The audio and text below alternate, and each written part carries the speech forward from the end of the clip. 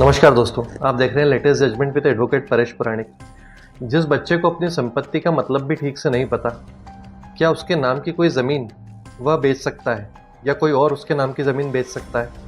अगर माँ बाप ही ऐसा करना चाहें तो क्या कानून उनको खुली छूट देता है? सुप्रीम कोर्ट के सामने आया एक ऐसा ही मामला जिसमें एक नाबालिग बच्चे की संपत्ति से जुड़े कानून को कोर्ट ने नए तरीके से समझाया।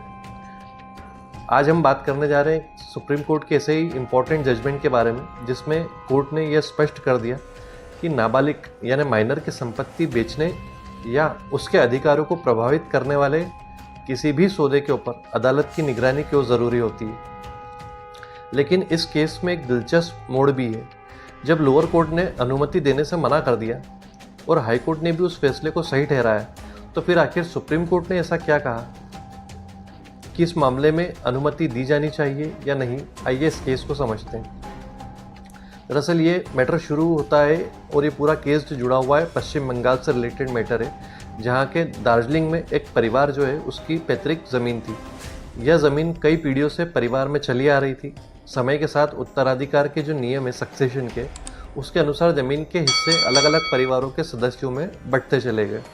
इस परिवार में एक व्यक्ति थे वसुदेव चक्रवर्ती। उनकी मृत्यु हुई साल 2018 में। उसके पीछे उनकी पत्नी शेफाली चक्रवर्ती और एक नाबालिग बेटा बसव चक्रवर्ती रह गए थे।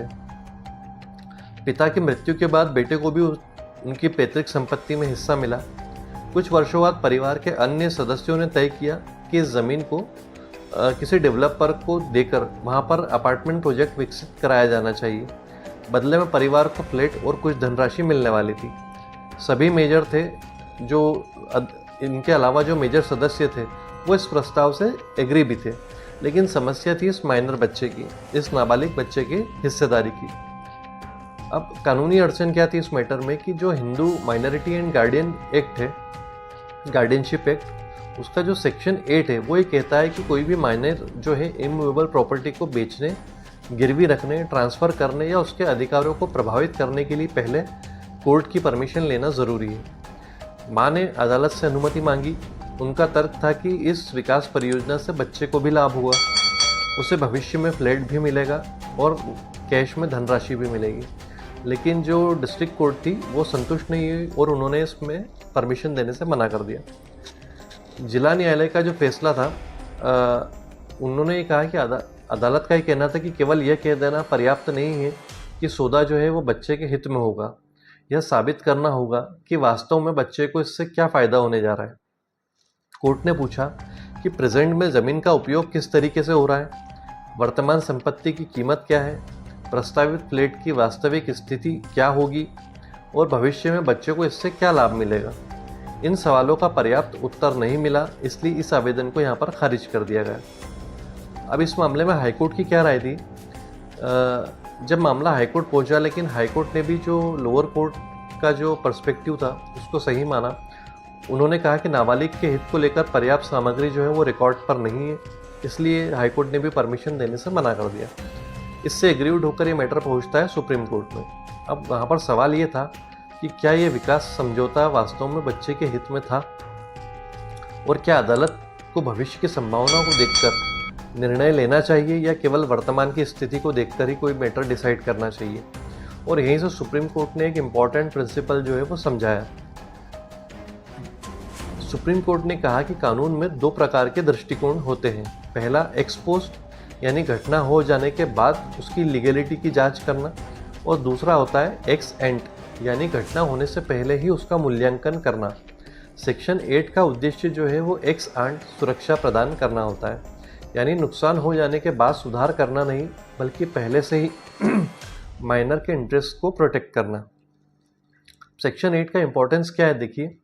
अदालत ने यहाँ पर डिटेल में बताया कि जो सेक्शन 8 है उसके 4 महत्वपूर्ण हिस्सों में उसको बांटा गया है। पहला, जो गार्डियन है उसको नाबालिग के हित में संपत्ति का प्रबंधन करने की शक्ति है। दूसरा, इमूवेबल प्रॉपर्टी के हस्तांतरण के ऊपर प्रतिबंध है।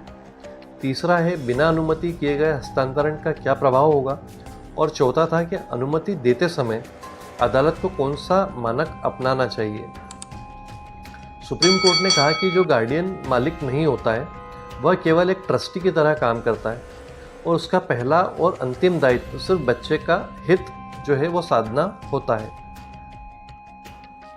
सुप्रीम कोर्ट ने कहा कि यदि गार्डियन बिना अनुमति के किसी माइनर के संपत्ति को बेच देता है तो ऐसा सौदा जो है शुरू से ही इनवैलिड होगा और वॉइड होगा, लेकिन वह नाबालिग के लिए चुनौती देने योग्य होता है।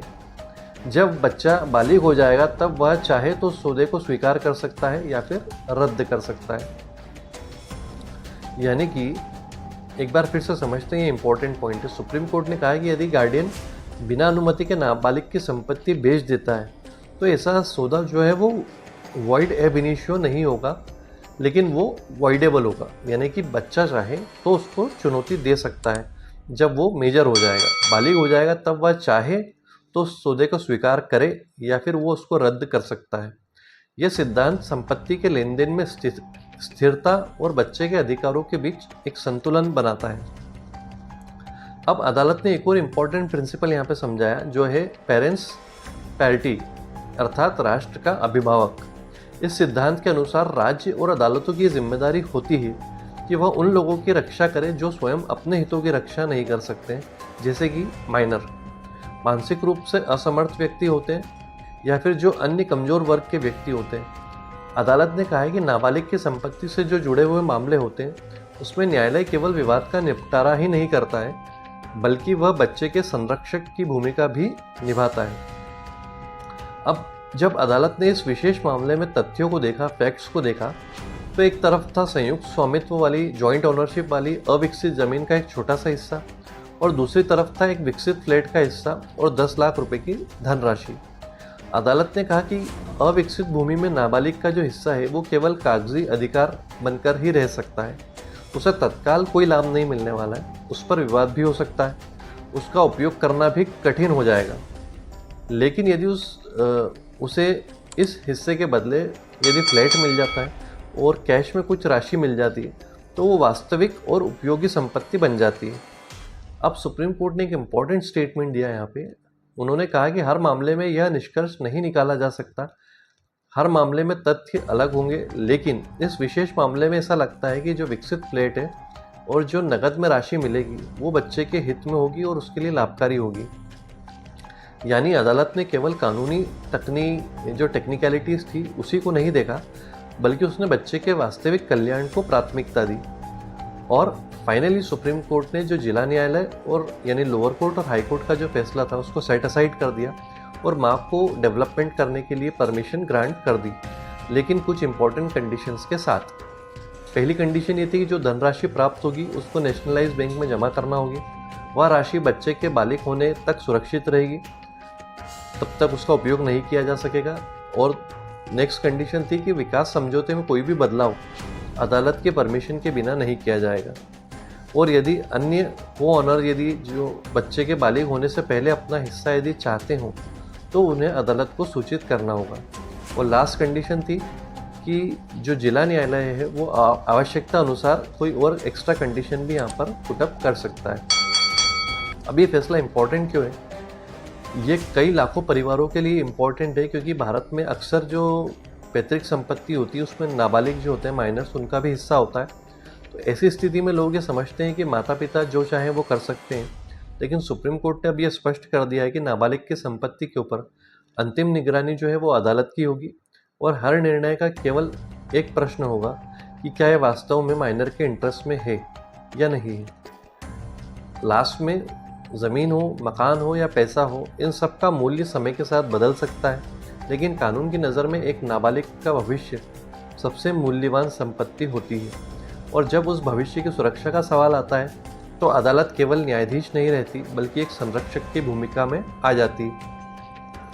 अब आप लोगों से मेरा एक सवाल है कि आपको क्या लगता है कि कोर्ट को नाबालिग की संपत्ति से जुड़े हर सौदे के ऊपर इतनी सख्त निगरानी रखनी चाहिए, या ये थोड़ा सा एक हार्डशिप कॉज करता है? आप इस बारे में क्या सोचते हैं? आपकी राय कमेंट बॉक्स में कमेंट करके ज़रूर बताइए। Thank you.